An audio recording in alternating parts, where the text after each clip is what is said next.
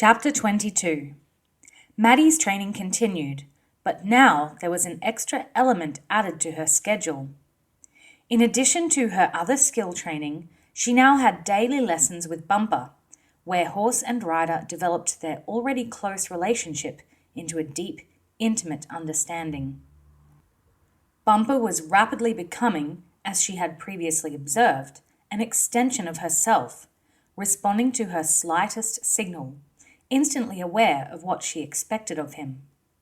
In turn, she learned to interpret the many signals the horse sent to her, warnings of possible danger, the presence of an unknown person, or the approach of a potentially dangerous animal. There were also fitness sessions, involving long runs through the surrounding countryside, or the obstacle course that Will had improvised for her. He alternated these with basic instruction in unarmed combat, teaching her to strike with the heel of her hand rather than a closed fist. A fist is an excuse to break your fingers, he said, and how to use an attacker's weight and impetus against him in a series of simple yet effective movements. And there were tracking and camouflage lessons. Will and Maddie rode through the fife, looking for and identifying different animal tracks, following innocent travellers without making them aware that they were being tracked, and standing, wrapped in her cloak, on the verge of the road, while travellers passed by, oblivious to the fact that Maddie was a few metres away. "Trust the cloak," Will told her repeatedly, "and don't move, even if you think you've been spotted."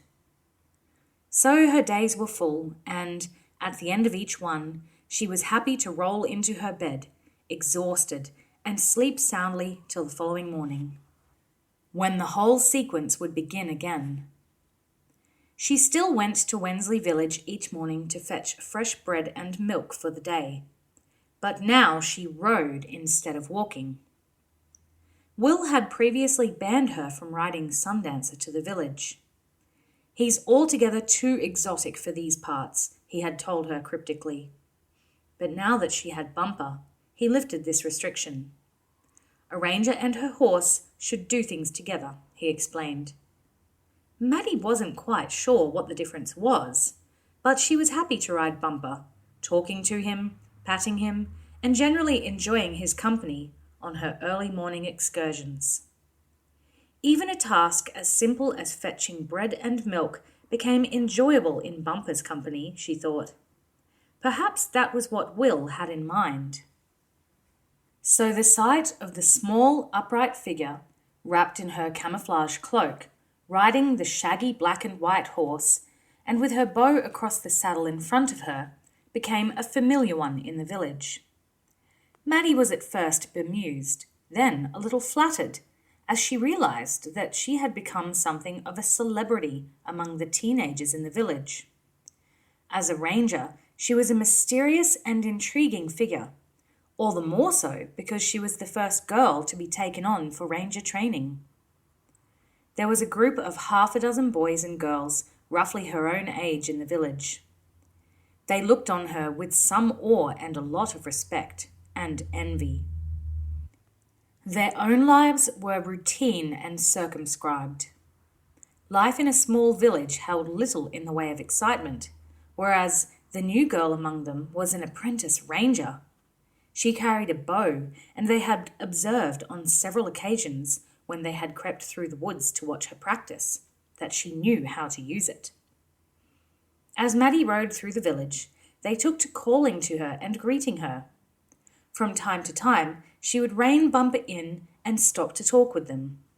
She enjoyed their obvious hero worship, particularly that of the young girls. She wouldn't have been human if she hadn't. She found a quiet satisfaction and enjoyment in being a minor celebrity. But by now she had learned not to become too full of herself because of it. Of course, in her time at Castle Araluen, she had had a circle of admirers and acquaintances. But she had sensed that most of them were more impressed by her title and her position than by her personal worth. At Araluen, she was the princess, and people around her vied for her attention and approval, simply because she was the princess, not out of any real desire to be her friends. Here, it was different. Aside from a small circle of people that included Jenny, Baron Arold, and Lady Sandra, Holt and Lady Pauline, nobody knew Maddie's real identity. Will had thought it best not to reveal her royal lineage to others. So Maddie enjoyed the admiration and the friendship of the young people of Wensley.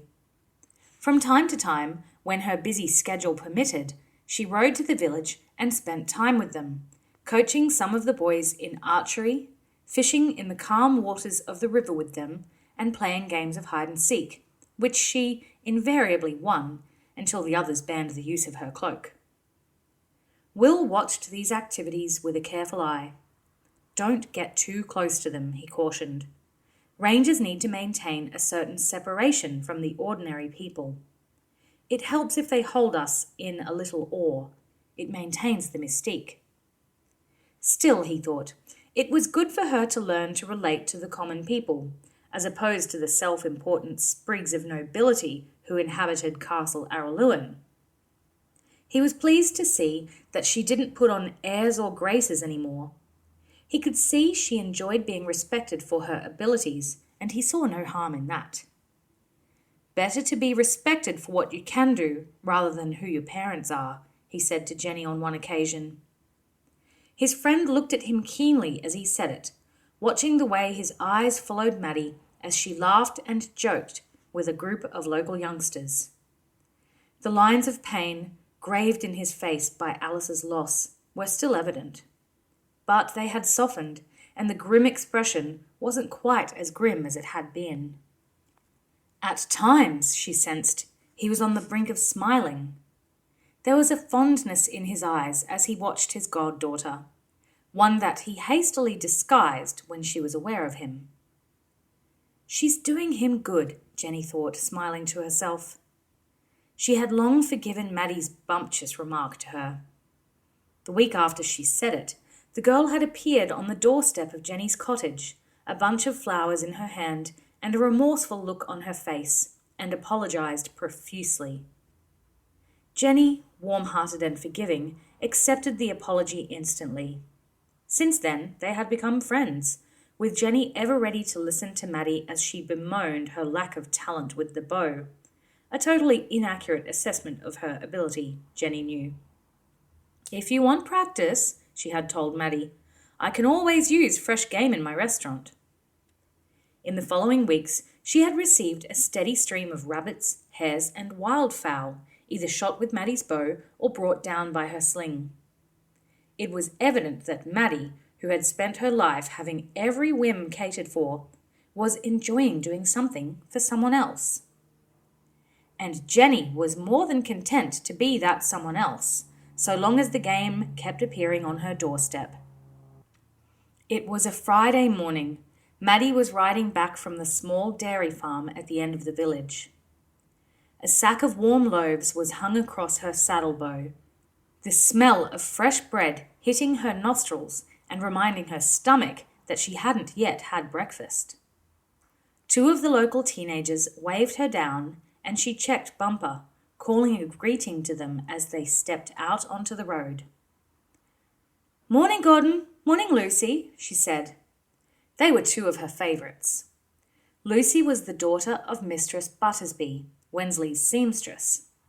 She was a gangly, freckled girl who was something of a tomboy. Gordon was dark-haired and had mischievous blue eyes. He was something of a rogue, although she felt there was no real harm or malice in him. He glanced around now, making sure that nobody was listening, then spoke to her in a lowered voice. "What are you doing tomorrow?" She frowned, thinking. "Nothing," she replied. She had a free Saturday for the first time in weeks. Will was going to the castle to have dinner with Holt, Pauline, and Baron Arold and Lady Sandra. "Why?" Lucy giggled. "We're having a party," she said, her tone conspiratorial. Maddie cocked her head curiously. A party was no reason for their lowered voices and constant looking around. Something was afoot, she realized. Just a party? She asked. Lucy giggled again, and Gordon grinned. He had a very attractive grin, Maddie thought. There was all sorts of devilment in it. A special kind of party, he said. Behind the stable at the inn.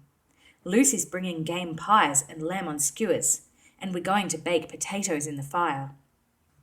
Lucy worked as a waitress in Jenny's restaurant. From time to time, Jenny rewarded her with choice bits of food from the menu.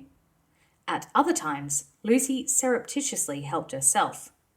Maddie guessed this was one of those times, which would account for the knowing grins both her friends wore. "And Martin's got a cask!" Lucy burst out, unable to contain herself. Then she dissolved in a fit of giggles. "A cask?" Maddie asked, although she was beginning to understand what Lucy meant. "A cask of what?" "Of wine!" Gordon said triumphantly. "Fine wine it is too. Will you join us?" Maddie hesitated. She knew she shouldn't. But she had been working hard for weeks now, with very few breaks and little time to herself. She didn't know if she liked wine or not. But she knew she liked adventure, and there was still a streak of the rebel in her. She deserved a chance to let her hair down, she thought. And nobody would know. "Why not?" she told them.